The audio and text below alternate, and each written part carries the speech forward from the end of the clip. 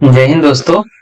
चलिए तो हम शुरू करते हैं अपने एसएससी सीजीएल 2023 का जो इंग्लिश है। अभी 2024 का भी मैं सॉल्यूशन लाऊंगा, लेकिन एक बार 23 वाला खत्म हो जाए फिर मैं आपके लिए 2024 का जितने भी पेपर पूछे गए उन सबका सॉल्यूशन मैं करवाने वाला हूं। एक बार पहले 23 खत्म कर लो। दोस्तों, मैं कोशिश तो करता हूं कि डेली एक सेट लेकर आऊं, पर ऑफिस में काम रहता है और बहुत सारे लोग पूछते हैं कि क्या जो मिनिस्ट्री होता है, क्या किसी पर्टिकुलर मिनिस्ट्री में काम ज्यादा रहता है, किसी पर्टिकुलर मिनिस्ट्री में क्या कम काम रहता है। ऐसा नहीं होता है, आपके सीट पर डिपेंड करता है कि कितना काम आपके पास होगा। जैसे कि मेरे पास हमेशा काम नहीं रहता, पर कभी कभी काम रहता है। जैसे अगर मेरे बॉस छुट्टी पे चले गए तो मुझे ही सारा काम करना पड़ता है, तो काम हो जाता है, जिस वजह से टाइम थोड़ा कम मिलता है। पर मैं फिर भी कोशिश करता हूँ कि आपके लिए वीडियो लेकर आऊं। तो दोस्तों, वीडियो बनाने में टाइम भी लगता है काफी, और मेरे पास और कोई सोर्सेज है नहीं, तो खुद से ही मतलब एडिट करता हूँ और खुद से ही कोशिश करता हूँ कि मतलब अच्छा से अच्छा कर सकूं। और मैं ट्राई कर रहा हूँ अपना बेस्ट देने का। तो दोस्तों, मेरे इस प्रयास को अगर आपको अच्छा लगे तो मेरे इस वीडियो को लाइक करें, शेयर करें और कमेंट जरूर करें, ठीक है। अगर आपको किसी भी एसएससी सीजीएल के फील्ड में चाहे कोई भी जॉब हो, उसके रिगार्डिंग आपको कोई पर्सनल गाइडेंस चाहिए तो आप मुझे मेरे टेलीग्राम पर और या इंस्टाग्राम पे डायरेक्ट मैसेज कर सकते हैं, और मैं जब भी आप फ्री होऊंगा आपके सारे सवालों का जवाब जरूर दूंगा। ठीक है दोस्तों, तो चलिए पहला क्वेश्चन में आपको एंटोनिम बताना है परसिवरेंस वर्ड का। परसिवरेंस का मतलब होता है persistence in doing something despite of obstruction, difficulty to success your goal, to achieve your goal. अपने लक्ष्य को प्राप्त करने के लिए आप किसी भी काम को निरंतर जो करते रहते हैं लगातार, जैसे आपको सीजीएल का प्रिपरेशन कर रहे हैं, सीजीएल आपको किसी भी हाल में निकालना है, तो आप उसके प्रति क्या है, दृढ़ संकल्प के साथ कोशिश कर रहे हैं, लगे हुए हैं, तो इसको हम बोलते हैं परसिस्टेंस। आप इसे एक वर्ड में दृढ़ता बोल सकते हैं, दृढ़ता, हट, ठीक है। अब देखते हैं इसका एंटोनिम क्या हो सकता है। देखिए, इसका एंटोनिम होगा ऑप्शन नंबर ए ही आपका राइट आंसर हो जाएगा। परसिवरेंस यानी आपका गोल जो है वो क्लियर है कि मुझे ये चीज करना है और उसे कर रहे हैं निरंतर। और ई रिजोल्यूशन का मतलब होता है दुविधा, संशय, डाउट। तो ये इसका एंटोनिम हो जाएगा।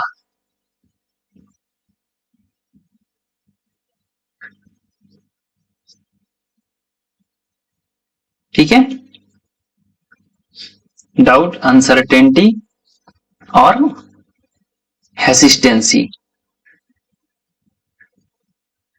चूंकि ये नाउन है, हेसिटेंट का मतलब होता है हिचकिचाना, हेसिटेंसी यानी हिचकिचाने की जो प्रक्रिया है।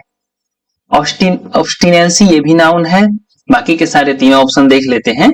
तो जो दूसरा नंबर ऑप्शन है ऑब्स्टिनेंसी यानी बीइंग रूड, हठी होना, जिद्दी होना, बीइंग रूड, ऑब्स्टिनेट। रेडीनेस यानी तत्परता, किसी काम को करने के लिए तत्पर रहना यानी अलर्ट। इलोक्वेंस यानी वाक पटुता, बोलने में कुशल, लिखने में कुशल, फ्लुएंट यानी बोलने में जो फ्लुएंट होते हैं। या परसुएसिव इन राइटिंग मतलब काफी इंप्रेसिव तरीके से जिसकी लिखावट होती है, उस क्वालिटी को हम इलोक्वेंस बोलते हैं। चलिए, सेकंड क्वेश्चन है, आपको इसमें वन वर्ड सब्स्टिट्यूशन बताना है।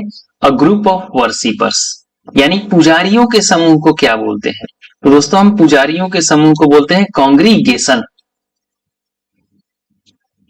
क्या बोलते हैं, कांग्रीगेशन, पुजारियों का समूह।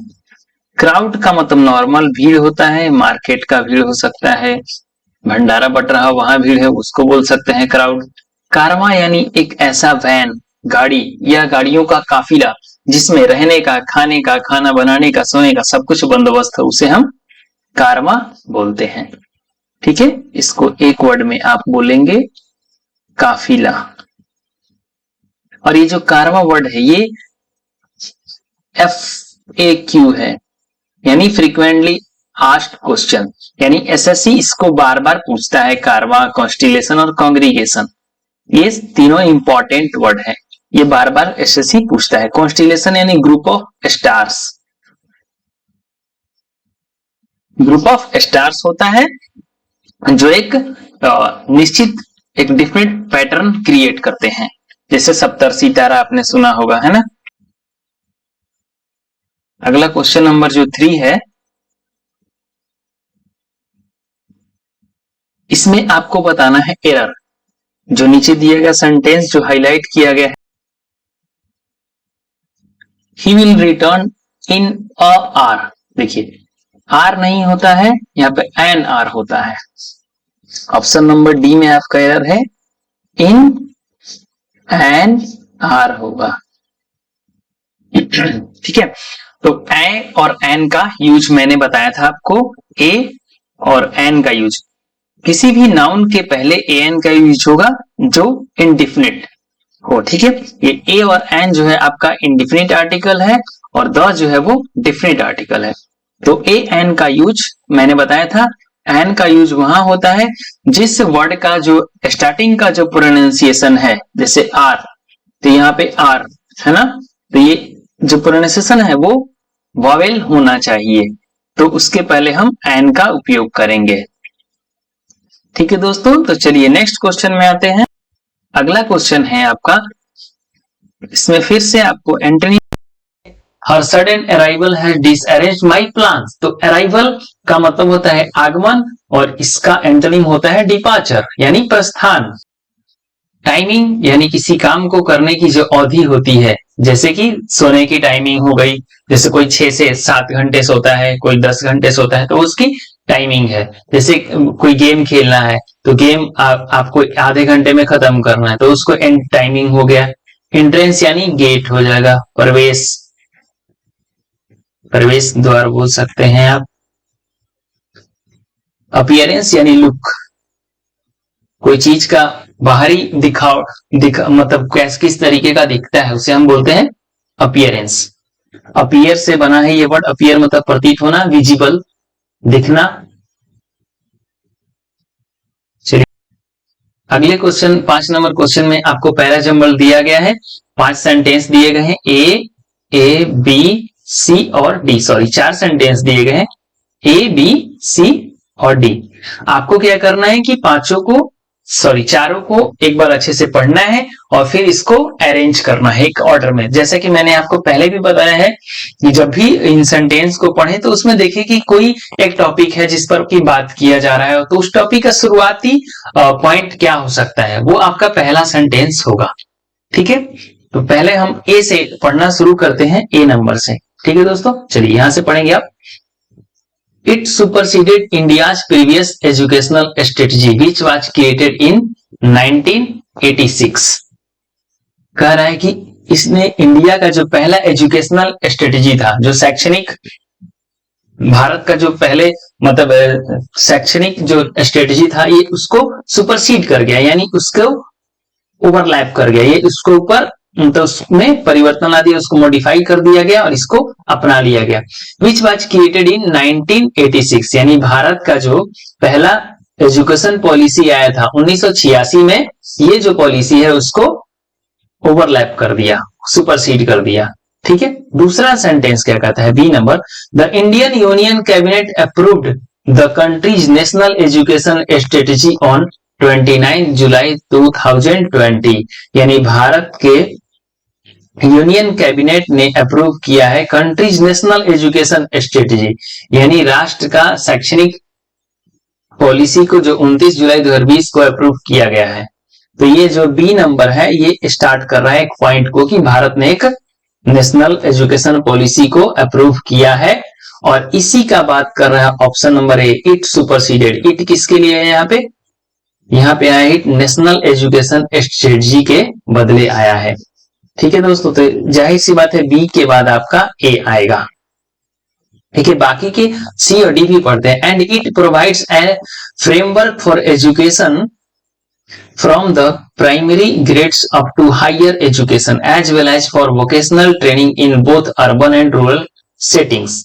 कह रहा है कि और ये प्रोवाइड करेगा एक फ्रेमवर्क, एक शिक्षा का एक रूपरेखा तैयार करेगा जो कि प्राइमरी से लेकर हायर एजुकेशन तक रहेगा, यानी first second third class, third fourth से लेकर के 12th तक रहेगा, as well as for vocational training, यानी इसमें वोकेशनल ट्रेनिंग भी दिया जाएगा। वोकेशनल ट्रेनिंग का मतलब होता है जैसे कि ITI वगैरह में आपको अलग से कोर्स कराए जाते हैं, जैसे कि इलेक्ट्रीशियन, फिटर, मैकेनिकल, ये सब चीजें भी आपको पढ़ाई जाएंगी, both in urban and rural settings, यानी ये चीजें गांव में भी और शहर में भी लागू होंगी।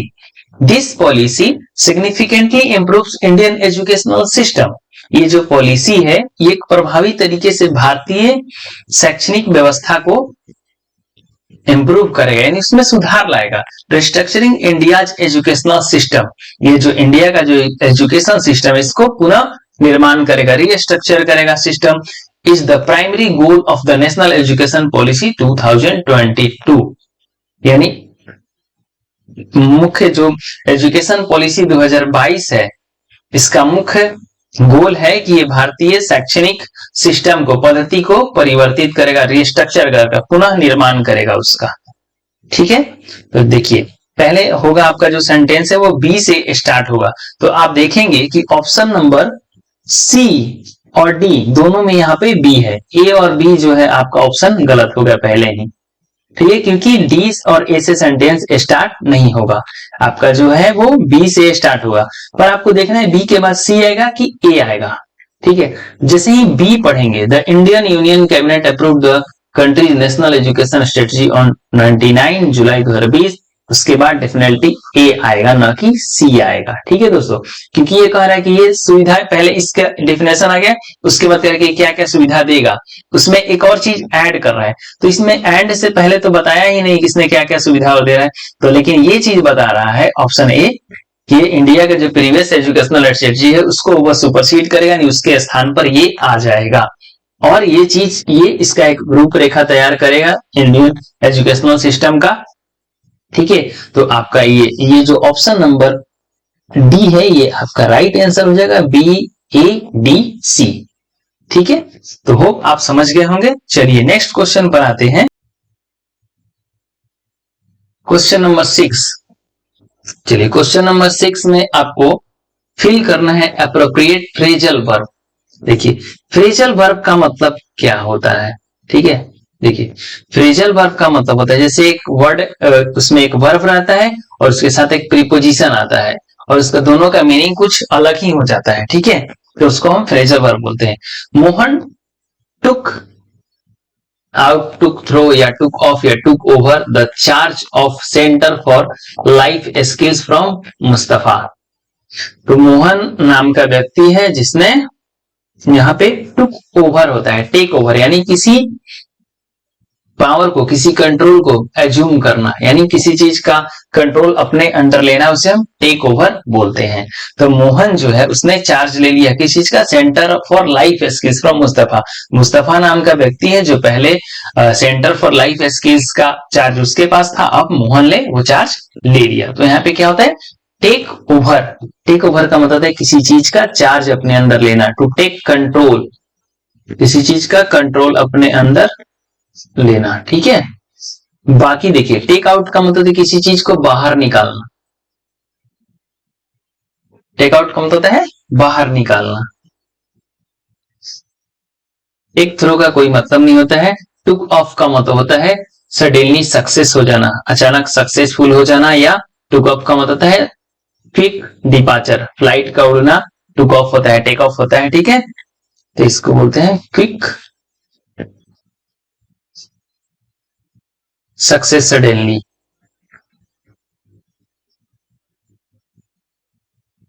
अचानक सक्सेसफुल हो जाना।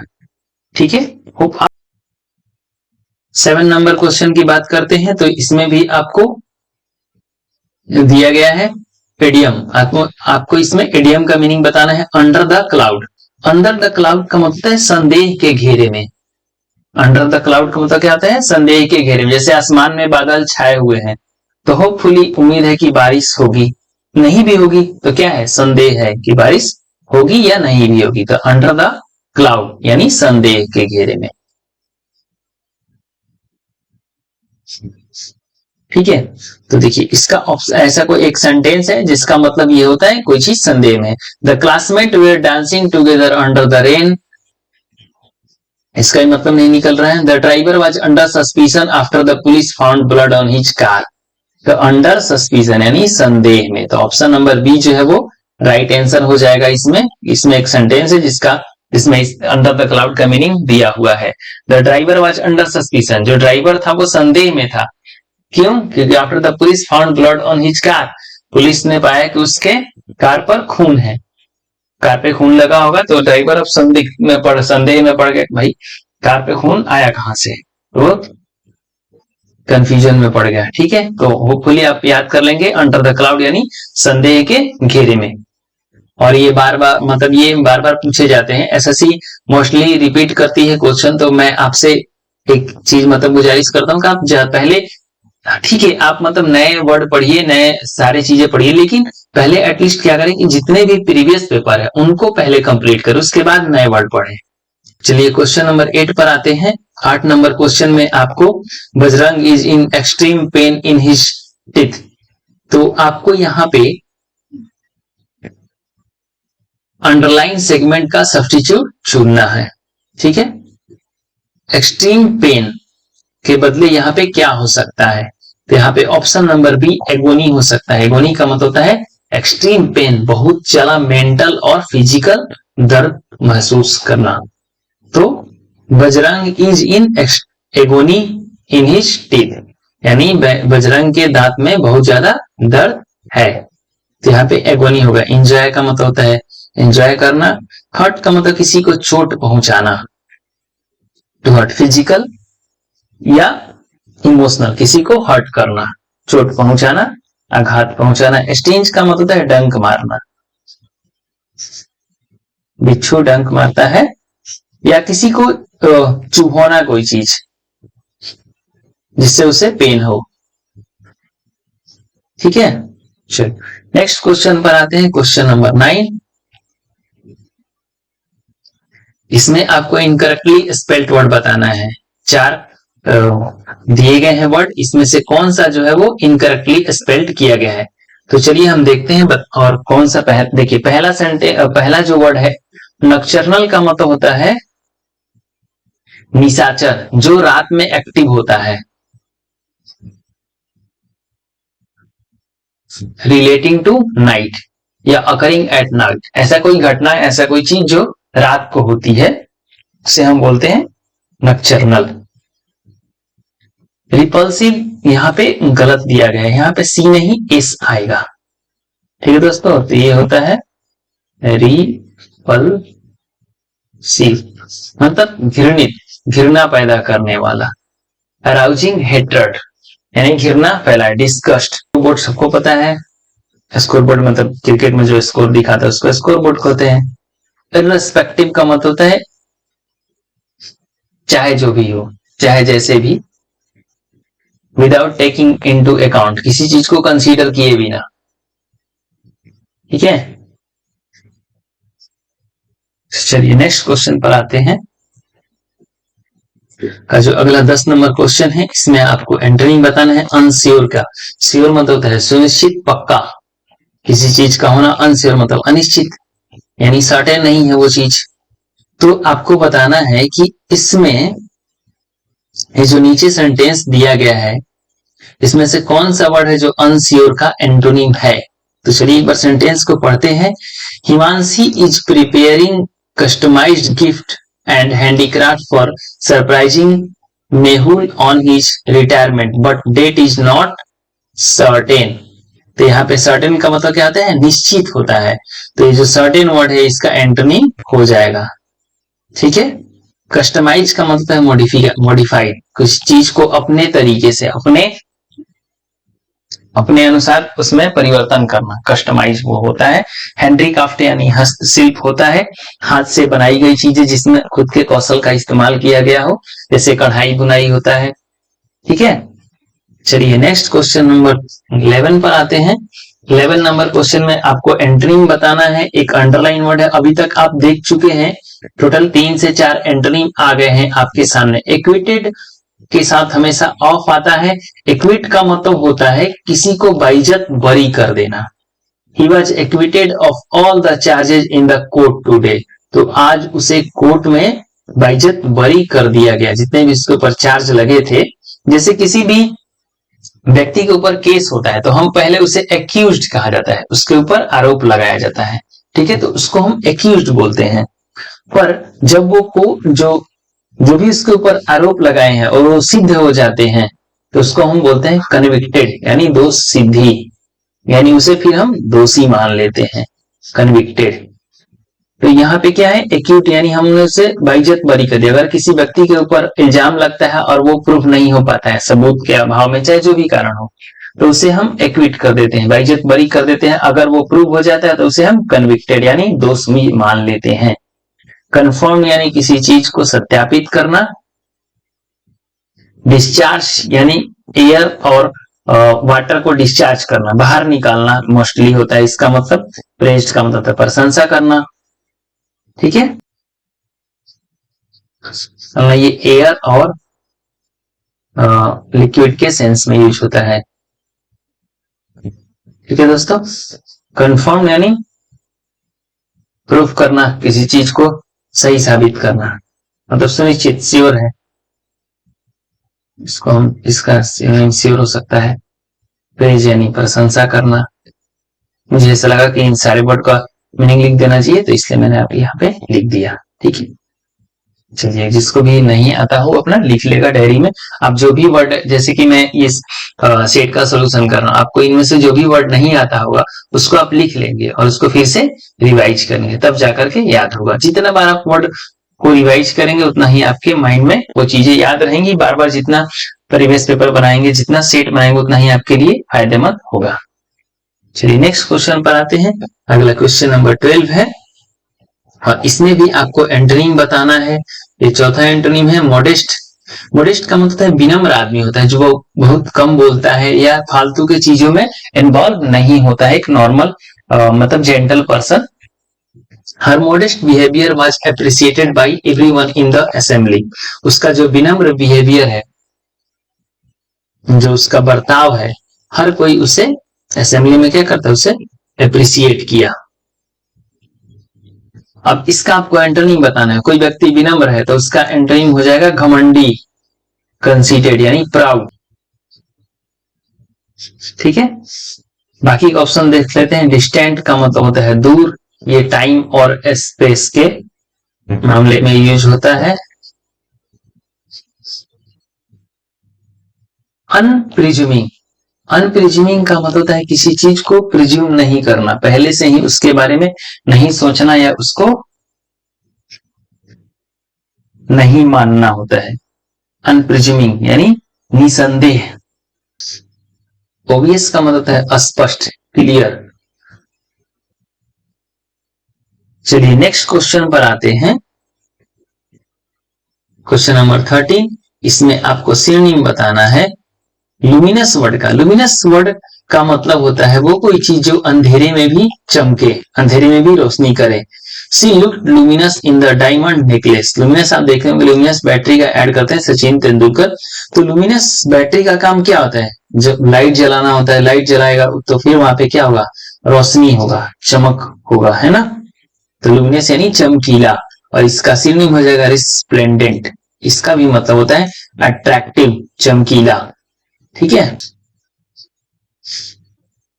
इंपुडेंट का मतलब होता है रूड, घमंडी। स्ट्रिंडेंट यानी कठोर, कर का साउंड के मामले में यूज होता है इसका,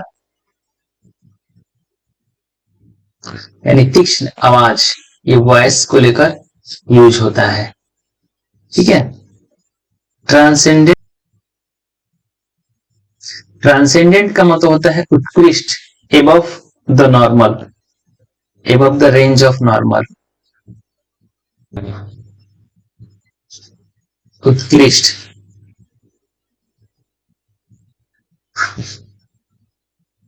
ठीक है। चलिए नेक्स्ट क्वेश्चन नंबर 15 पर आते हैं। 15 में आपको इडियम का मीनिंग बताना है। Once in a blue moon, once in a blue moon का मतलब होता है वेरी रेयर, कभी कभार, बहुत ही कम किसी चीज का होना। She comes once in a blue moon, यानी वो बहुत कम आती है। नेक्स्ट क्वेश्चन नंबर 15 की बात करते हैं। इसमें आपको पैसिव वॉइस बनाना है और बताना है किस सेंटेंस में ये जो नीचे दिया गया सेंटेंस है हु टीचेज हर ज्योग्राफी का पैसिव बनाया गया है।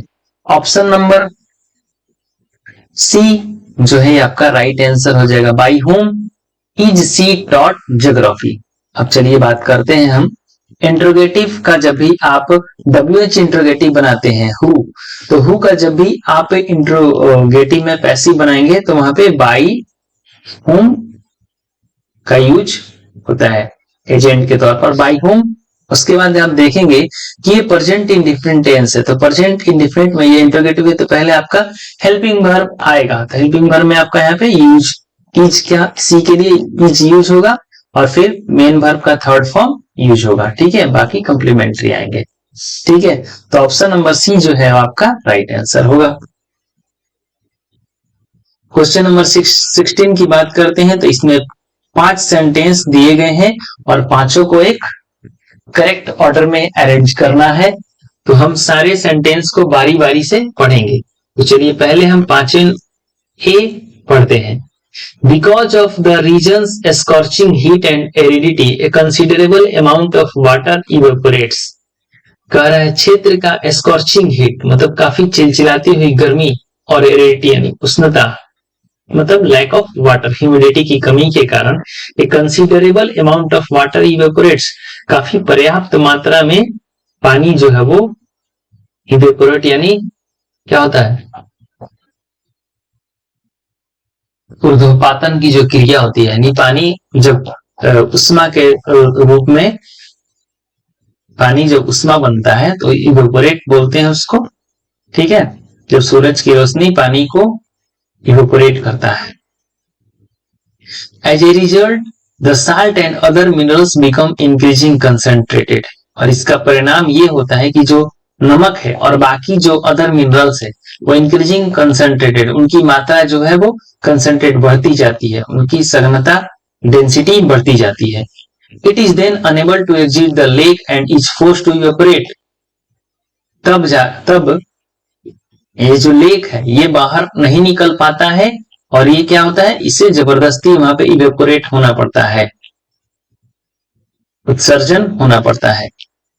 डी कह रहे हैं the Dead Sea is one of the saltiest bodies of water on the planet with about 10 times the salt content of typical salt water, यानी कि जो डेड सी है ये साल्टेस्ट बॉडीज जो होते हैं वाटर का, जो गर्म नमकीन खारे पानी के जो सोर्स हैं उन बॉडीज में से सबसे खारा पानी है यहाँ का डेड सी का ऑन द प्लैनेट, इस अर्थ पर, with amount 10 times the salt content of typical salt water, यानी जो खारा पानी नॉर्मल खारा पानी होता है समुद्र का, सबको पता है, उसका ये जो डेड सी है उसमें जो पानी है वो इस समुद्र के पानी का 10 गुना खारा है, यानी इसमें बहुत ज्यादा सॉल्ट है।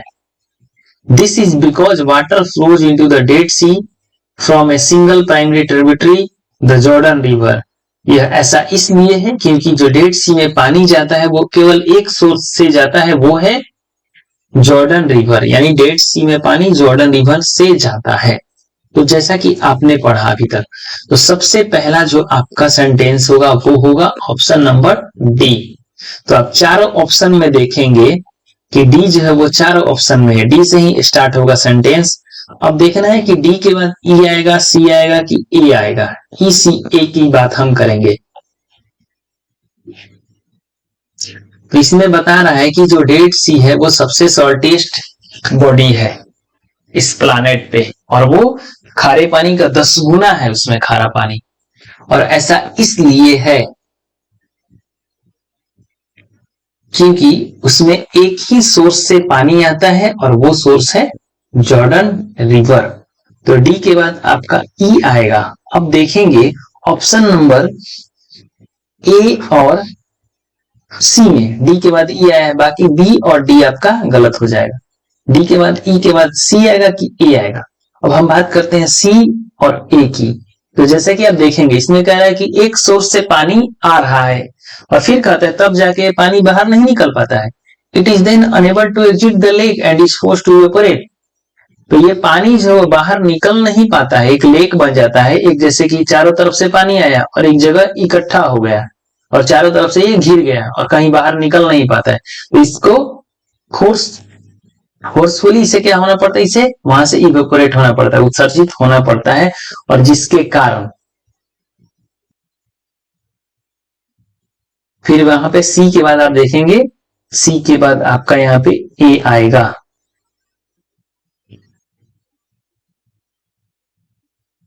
ऑप्शन नंबर ए, अगर आप ए पर जाएंगे डी ई उसके बाद सी आएगा, उसके बाद ए आएगा।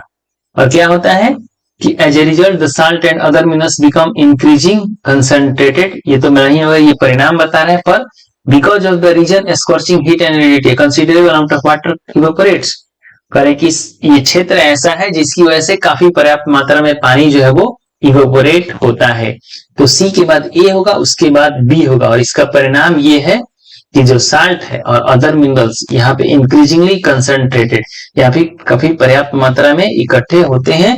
इनका सांद्रता जो होता है यानी डेंसिटी बढ़ती जाती है। ठीक है, तो ऑप्शन नंबर ए जो है वो आपका राइट आंसर होगा, D E C A B. ठीक है, आप समझ गए तो ठीक है, लाइक कर दीजिए। अगर आप नहीं समझे तो फिर से एक बार हमें कमेंट करें, हम आपको डेफिनेटली समझाएंगे। चलिए नेक्स्ट क्वेश्चन पर आते हैं, क्वेश्चन नंबर 17। इसमें फिर से PQRS आ गया, तो चलिए एक बार पढ़ते हैं फिर से। Bauxite is used as a main raw material for the production of aluminium. Aluminium के प्रोडक्शन के लिए जो बॉक्साइट है उसका मेन रॉ मटेरियल की तरह यूज होता है। Precipitation is a pre final stage for a actual production. यानी प्रिसिपिटेशन जो है वो एक्चुअल प्रोडक्शन से एक पहले वाला स्टेज है, फाइनल स्टेज के पहले वाला स्टेज है। सी कह रहा है sodium aluminate is acquired in the next step. तो अगले स्टेप में सोडियम एल्यूमिनेट को प्राप्त किया जाता है।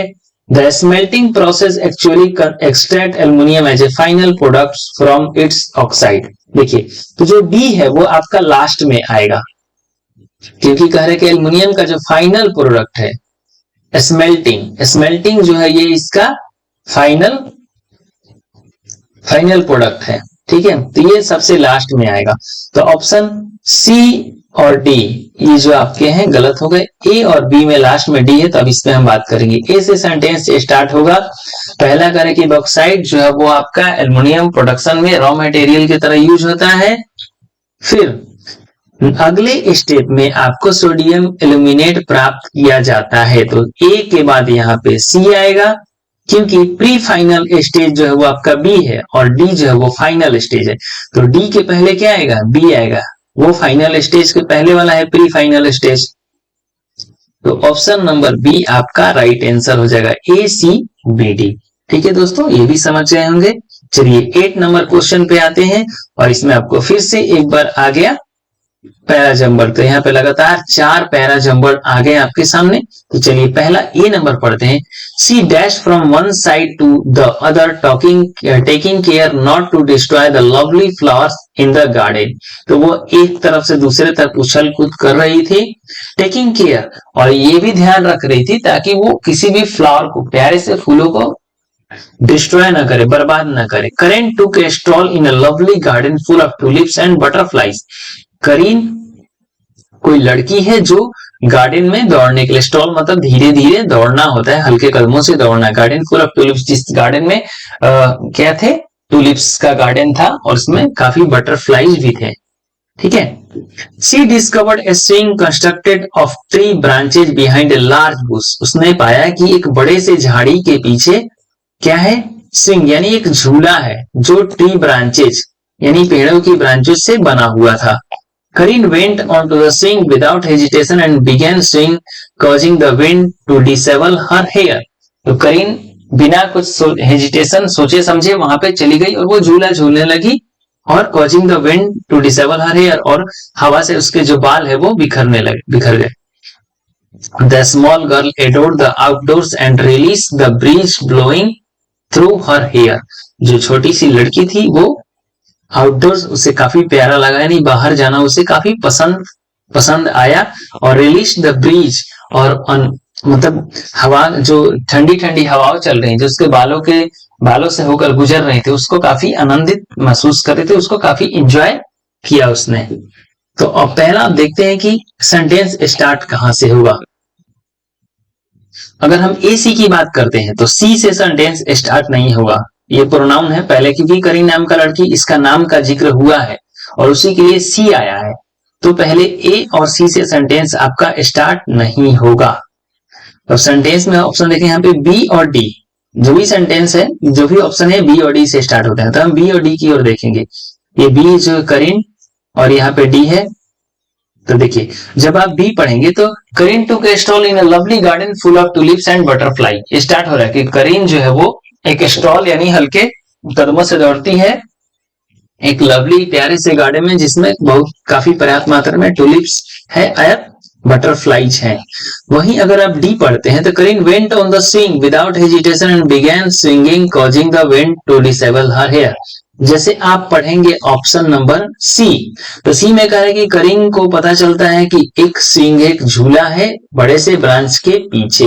तो अब सी बात है डी के पहले सी आएगा, क्योंकि पहले वो झूला को ढूंढी, उसे वो झूला दिखाई दिया, मिला, उसके बाद ही उस पे जाके वो चढ़ेगी। तो डी तो होने से रहा, तो ऑप्शन नंबर बी जो है वो आपका स्टार्टिंग हो जाएगा। ऑप्शन नंबर बी की अगर हम बात करते हैं तो बी, तो डी आपका ऑप्शन नंबर जो बी से स्टार्ट होगा सेंटेंस आपका, और जो ऑप्शन बी है वो गलत हो जाएगा। तो बी से स्टार्ट होगा तो बी डी, तो देखना है कि बी के बाद ई आएगा या डी आएगा, क्योंकि सी और डी ऑप्शन में बी के बाद डी है, तो हम ई और डी पर फोकस करेंगे। ई और डी को पढ़ते हैं, चलिए देखिए। The small girl adored the outdoors and release the breeze blowing through her hair. तो जैसा कि आप देखें करीन का पहले जिक्र किया कि करीन नाम यहाँ पे लिया है करीन का, फिर उसके बाद उसके बारे में डिस्क्रिप्शन दिया है द स्मॉल गर्ल, यानी बी के बाद यहाँ पे ई आएगा। ठीक है दोस्तों, बी के बाद क्या आएगा, ई आएगा। करीन का बताना है कि करीन क्या है, द स्मॉल गर्ल, छोटी लड़की जिसे बाहर जाना पसंद है। ठीक है, उसे काफी पसंद आया, उसके बालों में जो हवा गुजर रहा था, ठंडी ठंडी हवाएं, उसे वो भी पसंद आया। ठीक है, तो बी के बाद ई होगा, उसके बाद यहाँ पे फिर हम देखते हैं तो बी के बाद ई फिर ए सी डी, क्योंकि उसने यहाँ पे दौड़ रही थी, फिर दौड़ने के क्रम में ही बताया। डैश का मतलब होता है दौड़ना, इधर उधर, one side to the other, taking care, मतलब इधर उधर दौड़ रही थी और वो भी ध्यान रख रही थी कि साथ साथ में पौधे जो है वो नहीं टूटे, फ्लावर्स जो है वो नहीं टूटे। फिर अचानक उसे एक झूला दिखाई दिया, फिर वो झूले पे जाकर बैठ गई और झूला झूलने लगी। तो ऑप्शन नंबर ए जो है वो आपका राइट आंसर हो जाएगा, बी ई ए सी डी। ठीक है दोस्तों, चलिए आपका नेक्स्ट अगला क्वेश्चन है। अगले क्वेश्चन में आपको पैसिव वॉइस बताना है, हु ब्रोक माई ग्लासेस, मेरे ग्लास किसने तोड़े। इसका आपको पैसिव बताना है। जैसे कि मैंने आपको अभी बताया कि हु का जब भी पैसिव बनाएंगे WH वर्ड का तो बाई होम हो जाता है। तो आप देखेंगे यहाँ पे बाई होम ऑप्शन सी और डी में है, तो बी और ए जो है आपका गलत हो जाएगा। By home were my glasses broken. ठीक है, बीइंग ब्रोकन तो नहीं होगा क्योंकि ये कंटिन्यूअस नहीं है, ये पास्ट इंडिफिनिट है। ठीक है, तो by home were my glasses broken जो है आपका राइट आंसर हो जाएगा। चलिए नेक्स्ट क्वेश्चन पर आते हैं। अगला क्वेश्चन नंबर 20 है। 20 में एक अंडरलाइन वर्ड दिया गया है, डुअल। डुएल, ये डुएल है। हर डुएल एटीट्यूड मिसगाइड्स एवरीवन।